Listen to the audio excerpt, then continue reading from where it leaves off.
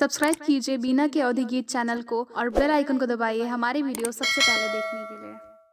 गंगा जमुनवा के निर्मल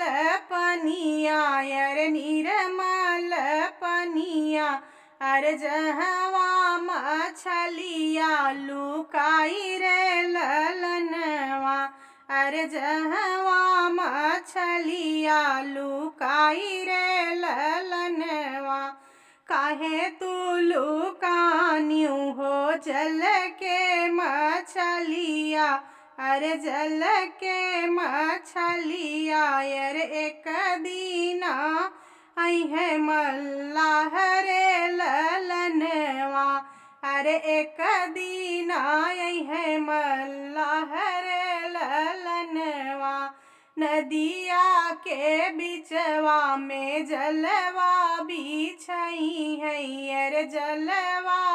बिछई है यार लई जई है तोह का फसाई रे ललनवा अरे लई जई है तोह का फसाई रे ललनवा बाजत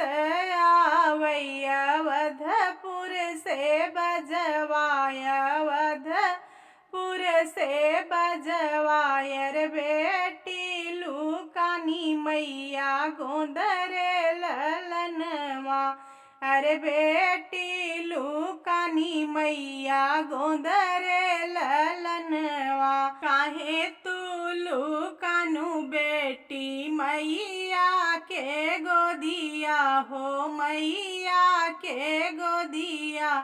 अरे आवत होई है ससुरु तोहार रे ललनवा अरे आवत होई है ससुरु तोहार रे ललनवा बाजत आवैया अवधपुर के बजवाया अवधपुर के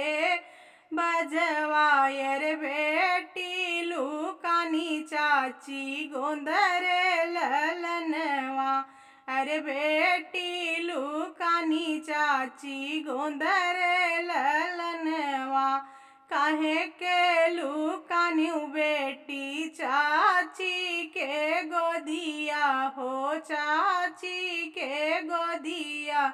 अरे आवत होई है भसुरु तोहार रे ललनवा अरे आवत होई है भसुरु तोहार रे ललनवा बाजत आवैया अवधपुर से बजवाया अवधपुर से बजवा अरे बेटी लुकानी भाभी गोंदरे ललनवा अरे बेटी लुकानी भाभी गोंदरे ललनवा काहे लुकान्यू बेटी भाभी के गोदिया हो भाभी के गोदिया यार आवत बाटे सजना तोहार रे ललनवा अरे आवत बाटे सजना तोहार रे ललनवा सोने के सिन्होरवा से मंगिया भरई है अरे मंगिया भरई है अरे लई जई है डोलिया फनाई रे ललनवा